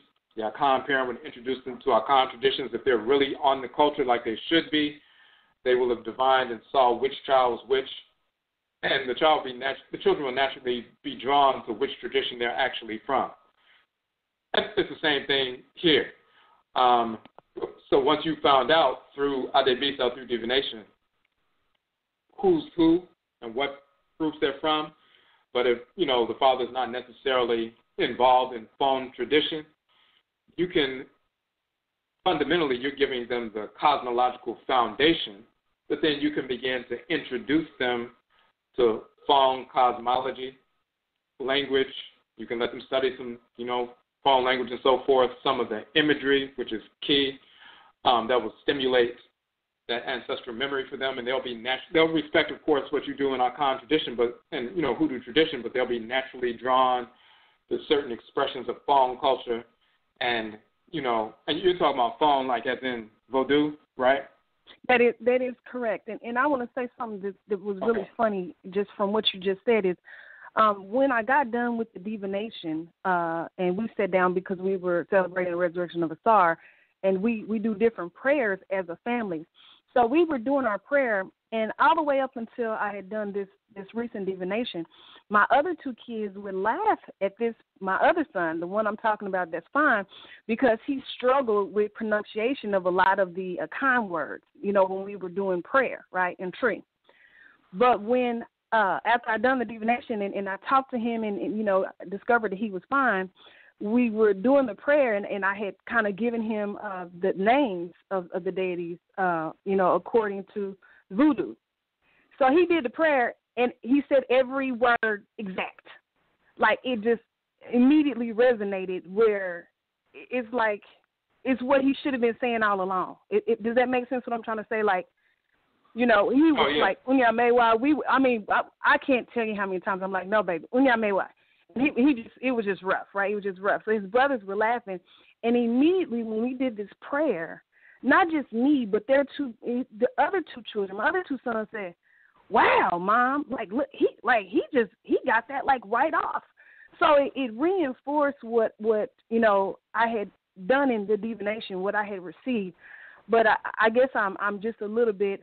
Obviously, I can't take off the table, the fact that we are Akan and practice hoodoo. But I'm just trying to find that balance of the incorporation. So far I have just kind of told him these are the names of the deities. When you're praying, obviously that comes to you more naturally. Use these names, but I had not introduced the cosmology. So I'm sorry. Go ahead. I just wanted to say that because it really resonated when you said that.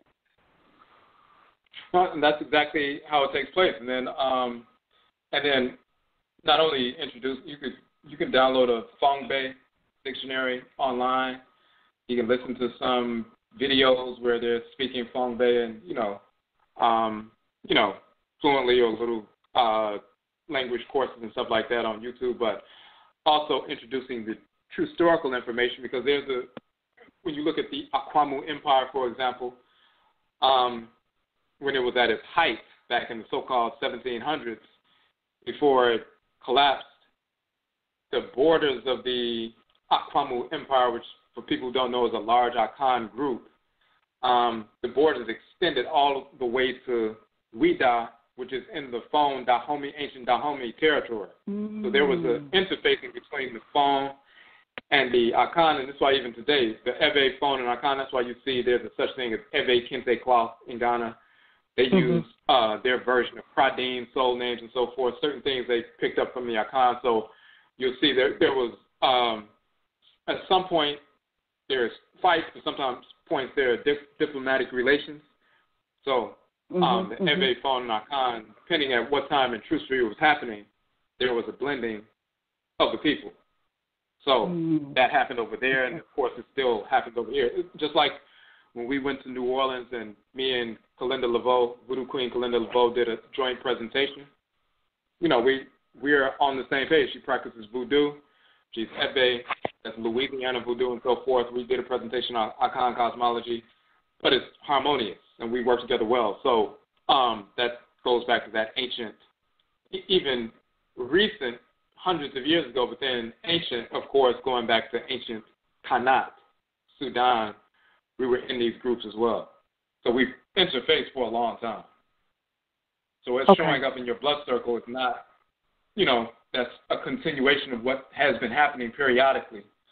So, yeah, you introduce him to the names of different Vodou, and he'll be naturally inclined to look into it more, and he'll settle in that, and it'll be balanced. One last question, Brother Quasi. So when I'm in my shrine and I'm praying for my children, very specifically, should I be using, So Heavy? He's Yaw. He's governed by Yaw. So should my prayer now for him change in the sense that I should be using the name of the voodoo, or would I still be using the both of them because I'm a Khan and that's my shrine practice? That probably sounds silly, but I'm trying to make sure that I am in creating the energy that resonates most with him when I'm at the shrine praying for him at the Obosom shrine. No, you can still pray in your ancestral language because the Obosom know who he is and so forth. Okay. If you were to evoke some of his direct ancestresses and ancestors, you could use some foreign language, just like if he was living in foreign country and he had grandparents there, you would go there and learn some of their language to communicate with them, right? Mm-hmm. So you could do that if you were communicating with his people. But with regard to the deities, you can still invoke them by, in the Akan language, because you're talking about the same forces in nature as they resonate through your language and so forth. But you call on Yaw, and he's governed by, Hevioso, still the same divinity. And even Hevioso just means the deity So from the region of Hevie, which was the region in that Dahomey area. But the name of the divinity is So. And that's the same as So, Soro in Akan and Horo in Ancient Kemet, because one of the short versions of Soro in Akan, meaning he who is above and up and so forth, is So. So you'll see in the dictionary So, you also see Soro, and that's So or Sogbo, extension in Bodon, and actually Songo or Shongo in the Yoruba tradition. So it's the same divinity. So yeah, you can, for the deities, you can still use your language to communicate with the Abosom. If you were specifically dealing with his Nsamafo, then you could use some of their language as well. And that's diplomatic relations from one nation to the other. Okay. I just want to say for other mothers on the call, what prompted me to do the divination, because I had kind of made that assumption that all my children were kind. What prompted me is that after going through the process of teaching my children about prayer, about meditation, and things of that nature, this one son, his meditation and prayer, it just looked different. The way he was doing it just looked different. So I would observe my children as they were doing their own, prayer time, with the candles and incense, and I would observe him. Hold on one second. Hold on 1 second. I just want to let people know it's about a minute and 30 seconds left. You want to listen beyond 11. You have to call in 646-787-8155. The number's on the screen. Only the people who are on the phone line will be able to listen beyond 11. We're not going to go much past 11, but if you want to listen beyond 11, 646-787-8155. You have about a minute to call in to get on the phone line. If you can't stay on, I'll say for tuning in. We sent out an email about the update on the Black Swan Life T-shirts. We're still trying to get to a certain number so we can order the minimum bulk order so we can utilize the Black Printing Company. So we need to get to about 40 shirts left to get to that bulk number. So if you support that Black Swan Life movement, please go to the site, the page, the Black Swan Life page. You can order one or more T-shirts today, and that'll help us get to that number so we can go this week to the Black printer to get the first batch of shirts printed out and begin to send them out. Okay. So you were saying you were going to the shrine and you were... I just wanted to say that as I was observing my children during their meditation and the prayer, his looked different. And we would come together, family, and we would talk about it, and we would talk about their experiences, and it just looked different. So after some time, I realized that something started telling me this expression is different for a reason. It's not like he was being disobedient and he wasn't doing it. It's just his way of doing it was really completely different than my other children. So I just wanted to say that, if your children you notice there's a noticeable difference, pay attention to that, because if I hadn't paid attention, I would have never done the divination. I would have never realized, that there was a different expression that, that existed there for a reason. And so I just kind of wanted to say that because I think we as mothers, it's kind of like, mama's baby, daddy's maybe. We just kind of assume sometimes that our children are attached to us to the greatest extent, which they can be true, but sometimes they can still be the spiritual descendant of the other parent. And it's something that I think mothers are more likely, like myself, to overlook because we're the only ones there, providing for the children. So we just feel that natural connection and could possibly overlook that. That's absolutely true, and that's critical for, once again, for us here in the Western Hemisphere. That's one of those nuanced contours of the tradition that doesn't have to necessarily be focused upon on the continent where most people in the same area, same village, same ethnic group when they're marrying people and so forth. Here, because most of us have been mixed together, we don't always come in contact with somebody of our same spirogenetic ethnic group. So we need to find out. That's one of the first things we want to find out. Which child, what family, side of the family did they incarnate from? That's one of the first things we have to pay attention to, whereas people on the continent, they don't have to pay attention to that typically unless somebody married somebody outside the clan, which was unusual, not a regular thing. So that's something they're not even thinking about. But for us, that's the first thing we have to think about. First, we have to find out who we are, typically, because we typically weren't raised in traditions, and then we have to find out when we have children exactly who's who. So that's very key for everybody who practices hoodoo, juju, voodoo, wanga, whatever tradition in the Western Hemisphere. That is a key component. So, we appreciate that. Thank you, Brother Crazy. I just appreciate that you show us how to do the work ourselves. You don't try to stand between us and the Abosom, stand between us and our non-Samafo, but you literally show us how to do the work. And I would have never felt this kind of confidence to go to either one of the shrines, the shrine for my non-Samafo or the Abosom, if it were not for the guidance that you give that shows us, how to do it ourselves and not to be dependent on anyone, especially now outside of our, spirogenetic blood circle. So, Medase, I just thank you and I appreciate you. You just giving me the kind of insight that is just invaluable. It's just no way to repay you or to articulate what it has meant and continues to mean to our family. Medase. Yeah, I say that. We appreciate that. Appreciate the call. Okay, so we're gonna. It's 11:03 now. So we're going to end the broadcast here, but if you have any questions, just send us an email, inbox us on Facebook, or, we are on Twitter as OG.fo, Instagram as OG.fo, YouTube as OG.fo. Of course, you can hit the follow button on this Blog Talk Radio channel. So when you hit the follow button on the front page of our channel, blogtalk.com/OG.fo, hit the follow button. That way, anytime we have, a broadcast scheduled, you'll get that notification.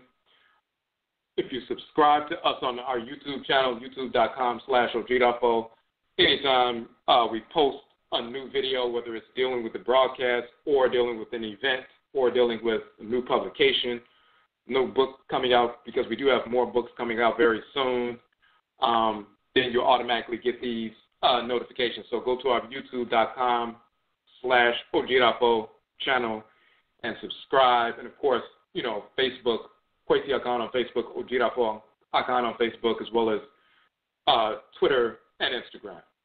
And, again, like we said with the other a few minutes ago, we want to put forth the first batch, release the first batch, the first order of the Black Swan Life T-shirts. And when you see the imagery and you see the cosmology behind that on the website, if you didn't hear the broadcast or didn't see the video and so forth, we have that on the website so you can see that detailed information about our standards of beauty, harmony, and balance within the Afuraitkaitnit perspective. So we want to order that first batch this week. So we need about 40 shirts, whether it's 20 people who order 2 shirts or whatever the combination is. We get to that point, we can order from the black printer, So we've had about 8 people, or actually 9 people now, because somebody ordered today, about 9 people who made an order of the shirts over the past 7 weeks since we launched the piece. A lot of people like the site and the page and the video and so forth. We had about 9 orders so far over the past 7 weeks. But we do have many people on our sites, our networks and so forth, so we can get to that number of 40 shirts. We can get these shirts out and have them circulating. You'll see people wearing them, taking pictures of them on Facebook and Instagram and so forth, and launch this Black Swan Life movement. So go to the page, og.fo.com, Black Swan Life. Please support the work. And again, Yedase, we thank you for tuning in to the broadcast. And Yebeshe Abio, we will meet again.